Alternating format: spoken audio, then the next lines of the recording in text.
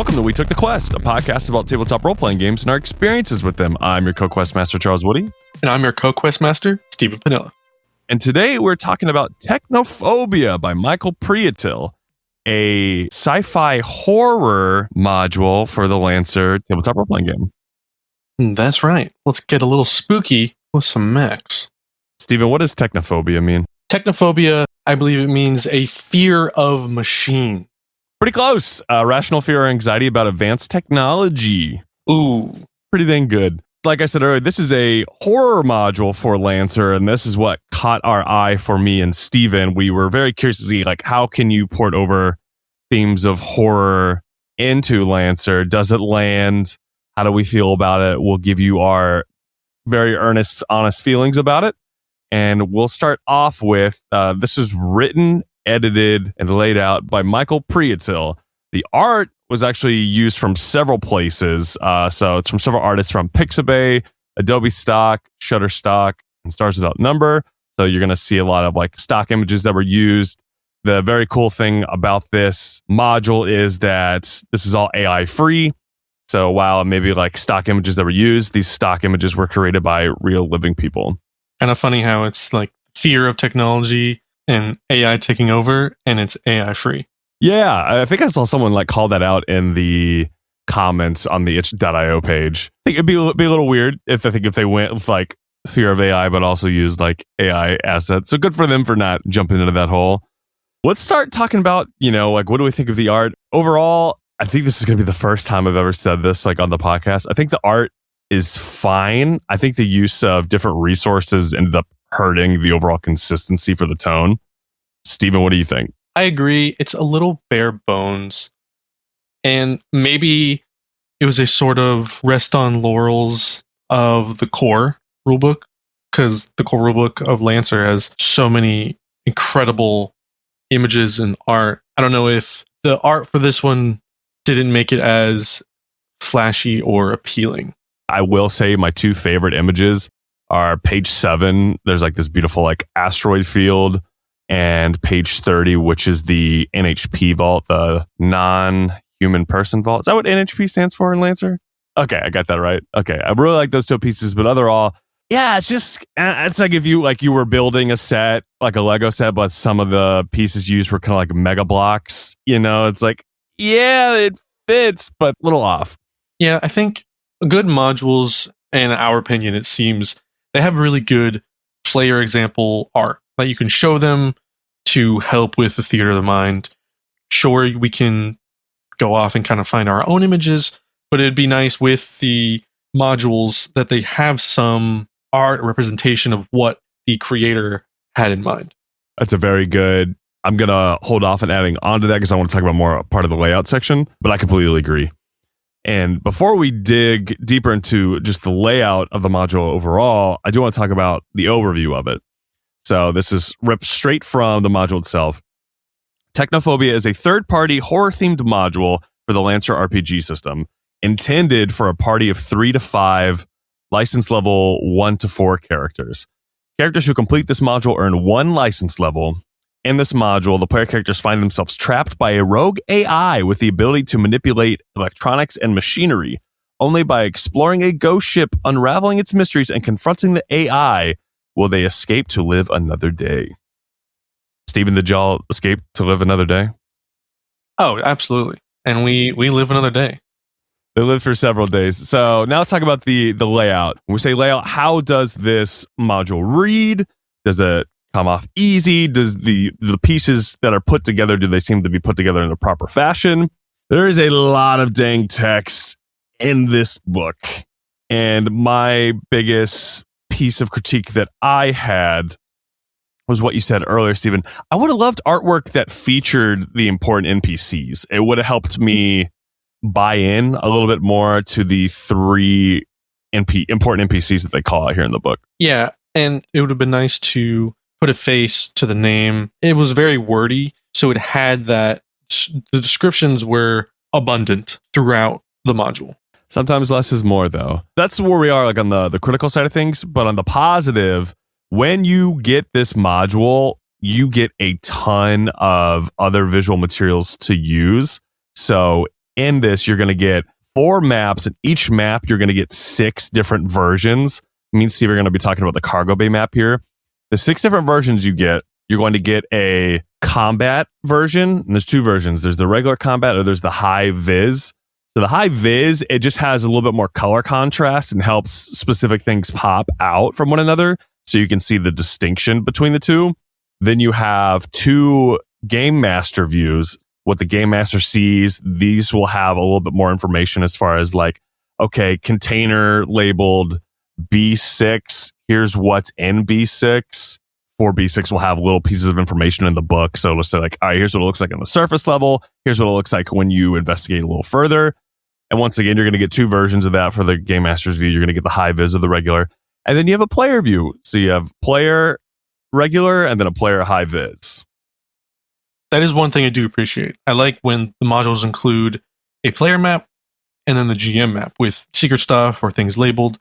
I think it's a very solid way, especially with Lancer, where you need the battle map to essentially do the combat like perfectly.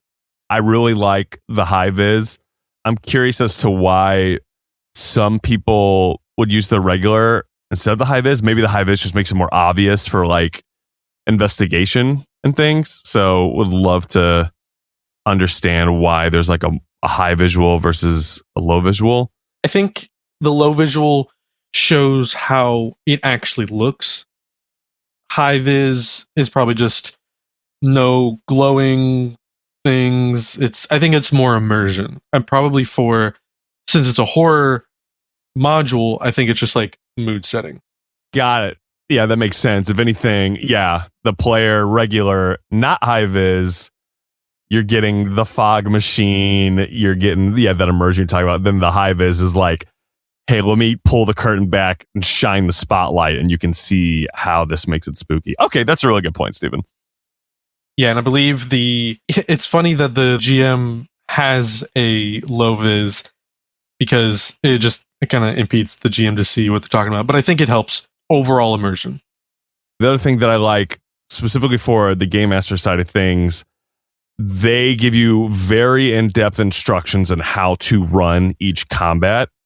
What I really like is that this module gives you a different sitrep. So it's not going to be your standard, just fight all the baddies until there's no baddies left. You're going to have like, oh, this is a recon where you have to get to a certain spot within X amount of rounds, or it's like a control sitrep where you have to own like the majority of spaces after 4 rounds. And inside of that, you'll get stakes and details. And here also, it lets the game master know here's what each like NPC is trying to do and their role in the combat. Yeah, I think that was very clear. And the module did a pretty solid job of explaining that and showing for the GM to relay to the players. I really appreciate, once again, as far as like the attempts to set you up greatly that Michael does here, there is a briefing page. And this is on page 9. And on that page, it's going to let you know, like, hey, your ship's running on emergency power. You know, if you want to live longer than a week, you're going to need to board the Katabasis. Before they start on their mission, give them the opportunity to customize their mechs. It says, you know, at least encourage them to have the flight or propulsion systems because you're going to be fighting in 0G gravity a lot.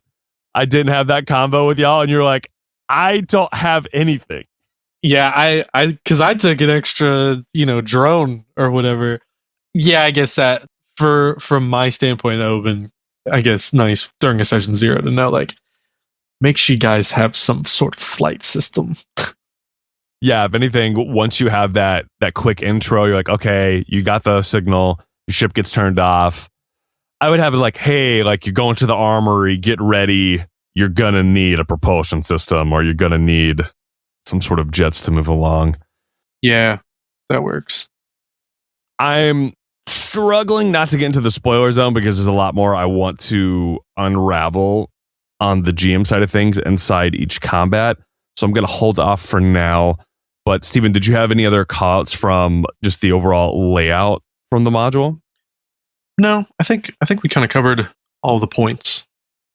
Okay.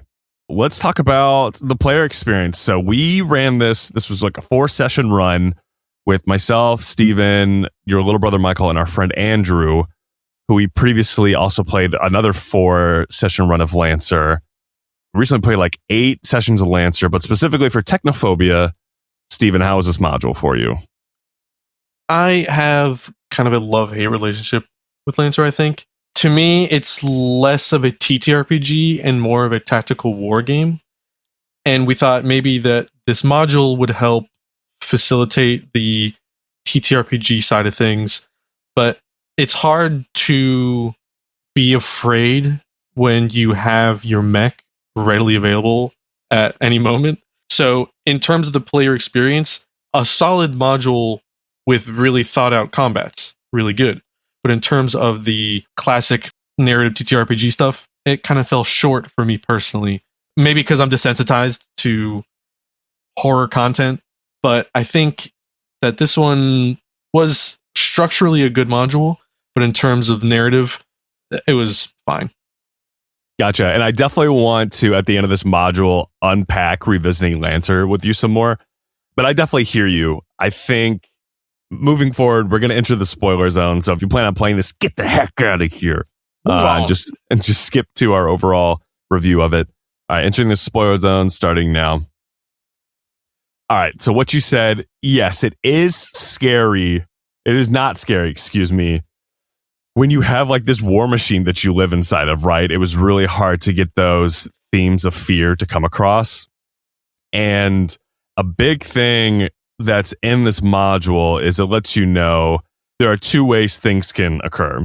If you enter this room outside of your mech, you're going to get a different experience than entering the room inside of your mech. And for 95% of all the rooms that you entered in, you'd entered in your mech because why would you not, right? As we reveal some more of the parts of the plot, you get a distress signal. Y'all were scavengers. The distress signal was like, hey, help us out. And then after receiving that distress signal, your ship got locked down. If I'm in a lockdown ship outside of a larger ship that's in a distress signal, and I'm trying to figure out ways to get my ship turned back on and like find oxygen for myself, I'm taking the war suit first. Right. You're going to have to pry me dead from my mech if this situation were to happen. Because, hello, weapons. I mean, why would you just not be in your mech in this situation? So what I would have loved from a game master side of things is tips to tell you, like, here's how you can get the players out of their mech into this room. Or here's why they would need to leave their mech to go into the room, you know? Yeah, that would have been super helpful as well. Michael, if you're listening to this, the incredible writer of this module, please let us know if there's like a user error on my part, but I didn't quite see anything that incentivized the players to get out of their mech to enter rooms. The only thing that I could think of is the main... I don't want to call her like a villain. Kate, I'm just going to call her Kate for short because that's what the module says. Kate essentially treats all mechs as enemies and anyone outside of their mechs as like part of her crew. I guess I could have found a way to emphasize that with like a voiceover, like, you know, once again, crew, keep sight out for any mechs whatsoever, like kill on sight. Maybe I could have emphasized that more to get y'all to get out. I think that's, looking back with hindsight, maybe that's something I could have done. Yeah, or maybe if at any point we were outside of our mechs, have Kate be super friendly, very, like, even outside of the vault where we found the core AI. Maybe like just turn like a switch if we're at our mechs in any case. Just be super friendly and inviting, all that stuff. And then when we got in our mechs, hostile. I don't know. But none of that's in the module, though. Not directly like, if they're out of the mechs, super friendly. If they're in the mechs, hostile on site. Right? It does explicitly say that like she's friendly to all non-mech suited characters. It just doesn't tell you how to get them out of their mechs. Right. Essentially. A little legwork from the GM to get that going. But as far as trying to drive the themes of horror, it's not from lack of trying on Michael's part. So it does emphasize the use of Lancer's stress system from the supplement Field Guide to the Karrakin Trade Baronies. And the way that stress system works is stress represents wear and tear experienced by pilots, both physical and mental. It is tracked using an 8-segment clock. So each of the player characters, y'all are supposed to have like these 8-segment stress clocks. But the only way to really get stress was with you entered a scenario that like wasn't combat. So you roll on this hazard table, and there's 6 things that can occur on the hazard table. You can have an encounter occur, omen, oxygen, stability, or nothing. But if you enter in with your mech, it just starts a fight immediately in that area. So there really wasn't a lot of opportunity for us to use the stress system. Right. Unless it would just have to be on the GM side to just be like, you can't enter this room with X. I don't know. Or maybe when you walk into an area, there's like a sort of like an EMP room and it shuts down the mech. So we have to get out for a second, turn off the EMP thing and get back at our mechs. I don't know. Oh, that's really good. You know I like that. Yeah. Some sort of like ping your mech will get, be like, oh, there's an EMP mine nearby. We got to get out and shut that bad boy down manually. Or I could have emphasized having y'all research areas after combat, but there is an emphasis in this module that's like, hey, you're running out of oxygen. We got to go. Yeah. So y'all weren't really interested in exploring the areas like for more clues. It was more like, room's clear, our ship's still locked. All right, let's go to the next room. Right. I really liked like the use of there's an oxygen clock because y'all were running out of oxygen. And so essentially the oxygen clock is supposed to be ticked down from that exploration table. So like you roll and one of the results is like -1 oxygen. For me, you already know this, Steven. I think we talked about this a little bit. I just like lighting a fire under y'all. So I was just like, if you do anything, it's just going to be -1 like oxygen. So that way, whether you entered in the room or you entered a fight, you were going to lose 1 oxygen. And we got that bad boy down from 8 to I think 3. That was good. I feel like that helped with tension. Would you agree? Yeah, I more and more like the idea of the countdown clocks because I think it keeps the lull away because there's a ticking time bomb just in the background always. And I think tying it to player actions is really good because it makes doing actions important.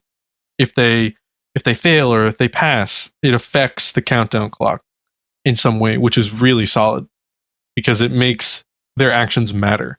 Yeah. And I'm proud to say, at least I feel this way, there wasn't really any moment where y'all were like twiddling your thumbs. No, there wasn't. Good. So we were still able to get that feeling across to y'all, which was nice. And then I also liked the stability clock.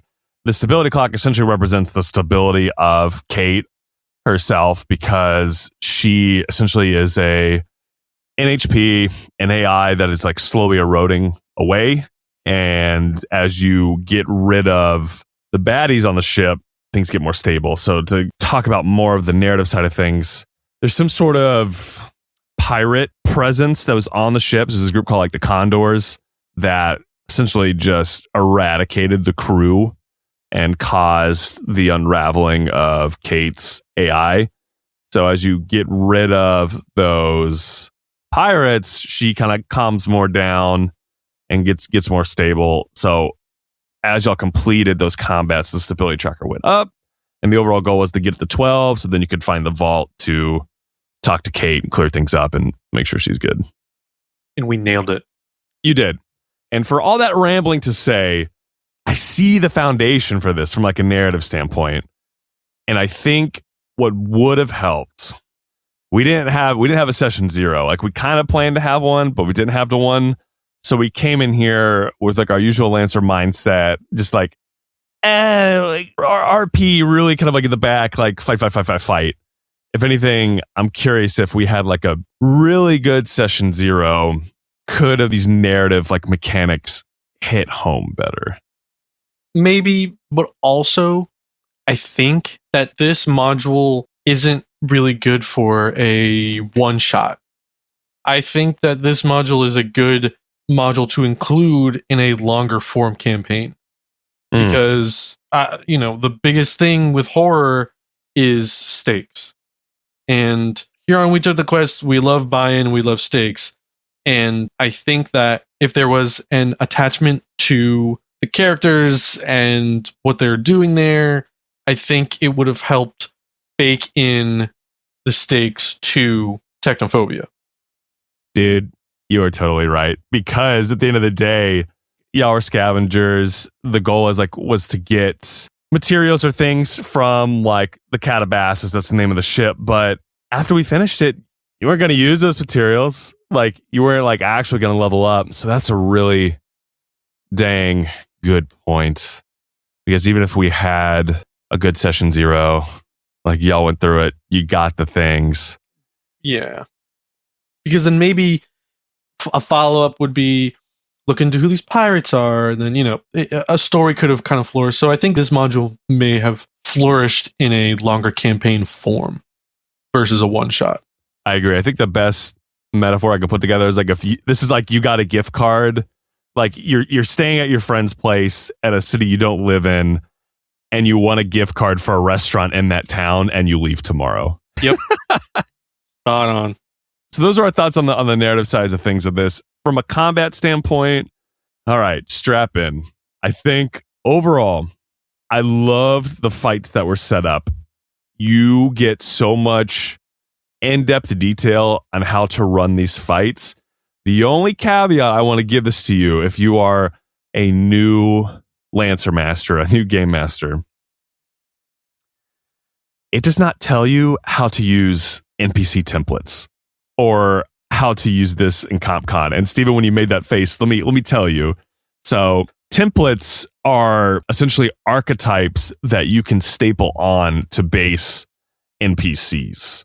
So you have, we'll just use like a grunt or I think a bastion as an NPC type. There is a template called like an RPV. You put the RPV template on the bastion, it gets additional tools or stat bonuses that can be used during that fight. This module doesn't walk you through the process and how to apply those templates in Lancer. So I had to do some research on my own. And the great thing about this game is there's so much community support. I was able to figure it out.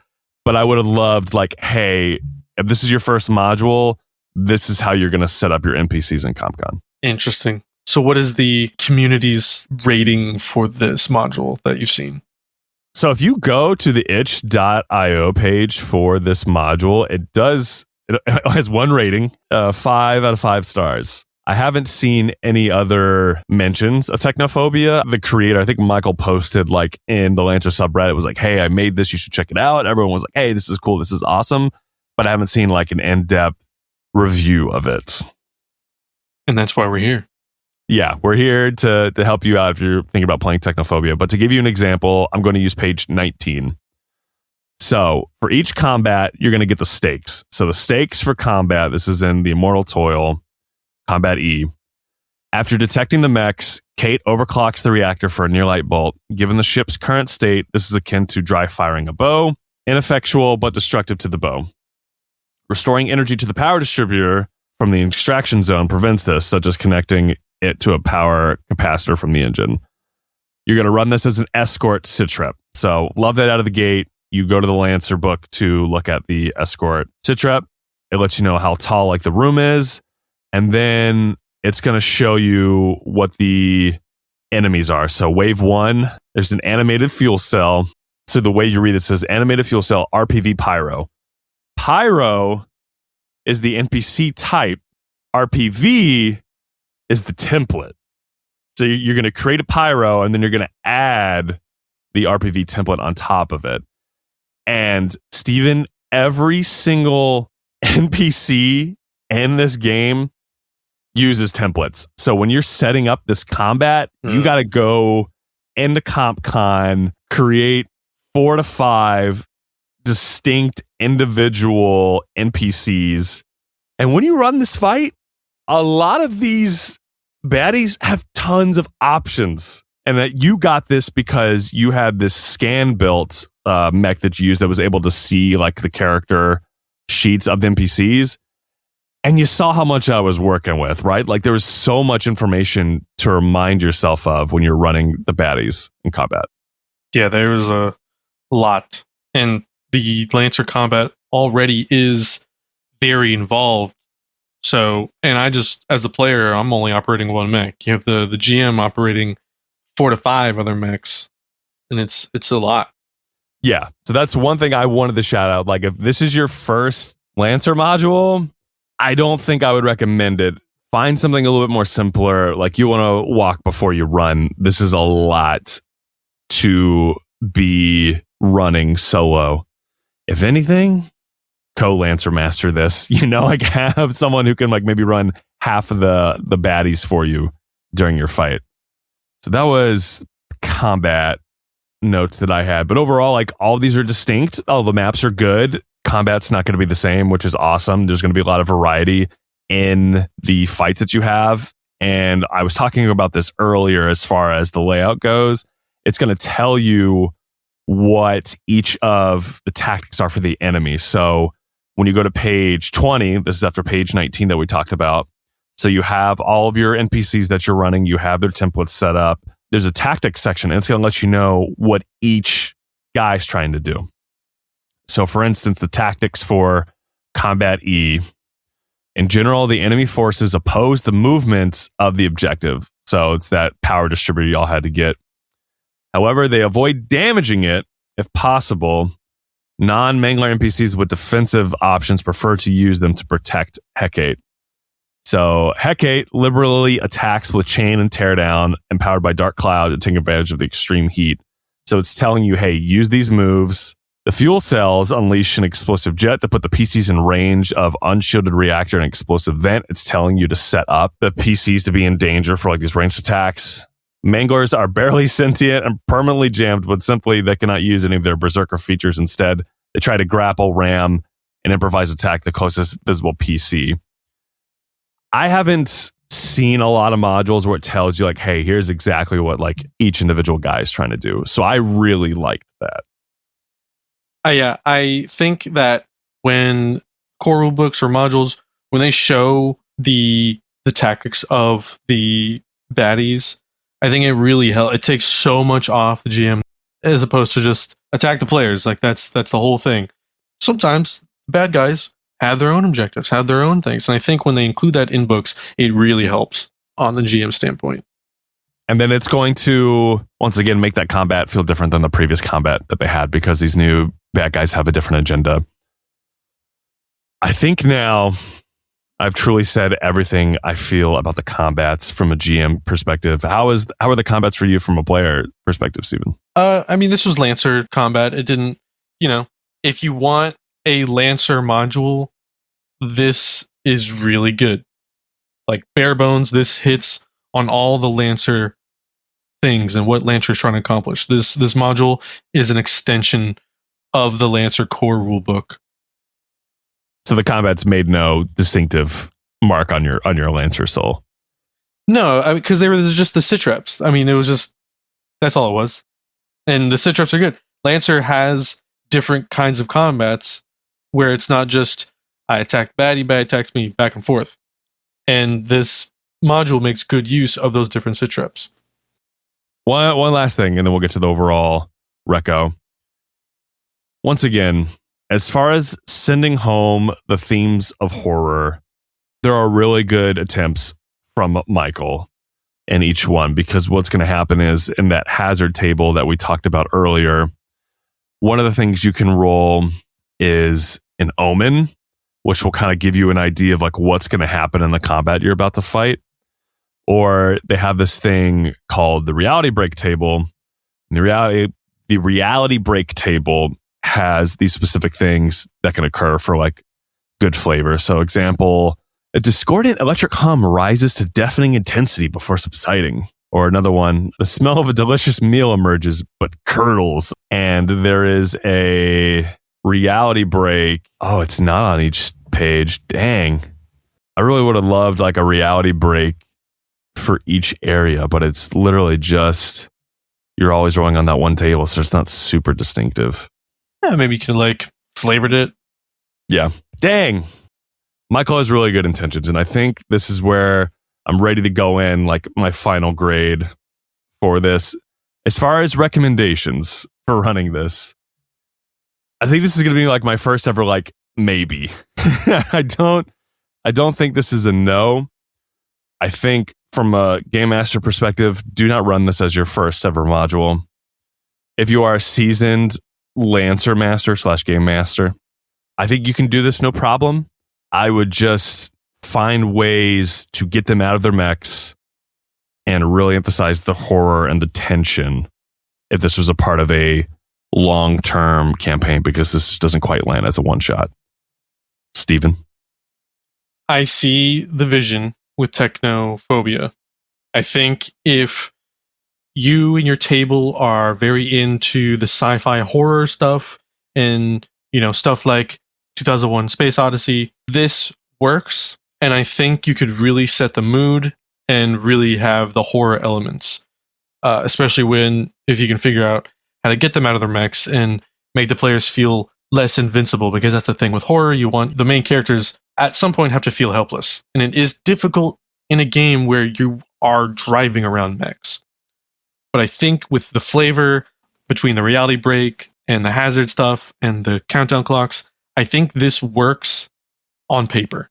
But I believe for your first, it's not going to be easy. And I think part of a longer campaign, I think it could work to throw this in, especially if you're in deep space and there's already an element of danger, or maybe the crew is starving and they got to stop off at a freight, and this is the closest one. I think it has a good setup, and I think it could work, just not as maybe a one shot. There you have it.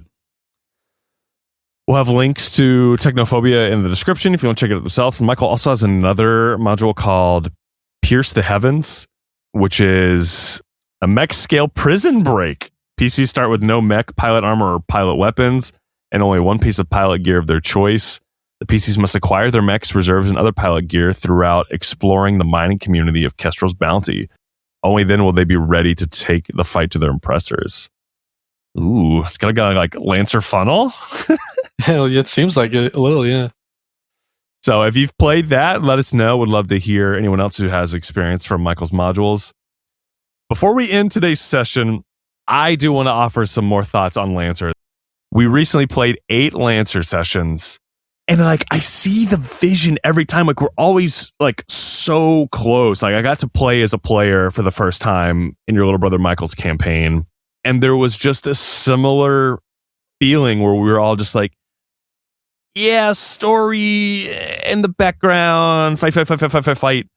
I really think if we sat down, built a world, and had a super strong like session 0, I feel like there's a way where you can have like a good like overall Lancer experience outside of the combat. Yeah, it's hard because it doesn't seem like there's a whole bunch of support, especially from the core rulebook, for the role-playing stuff. And even in like mech animes, it's cheesy, but there's a whole bunch of personable moments and then the epic mech fights. In Lancer, at least how we play it, we could just be doing it wrong. It's mind blank and then, oh, we're in combat? All right, let's go. Let's lock in.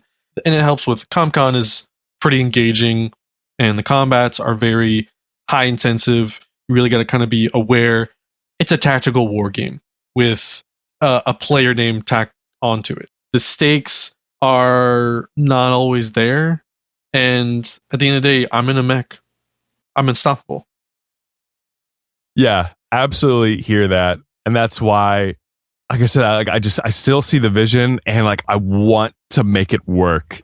Oh man, the studs in this house are like really strong, and like it's in a really good area. We can build something here. And even then, the mechs are very well thought out and very cool. During Technophobia, it was my first time running as a tech attack kind of based mech, and that was really cool. Normally I'm doing like a brawly type of mech or melee type, and those are fine. It's cool, you punch a giant robot, really sick. But this time around, it was a different flavor of fighting. The combat in Lancer is well thought out, bar none. Yeah. I'm just curious. I haven't read any of the other supplements. I know they continue to work on the narrative side.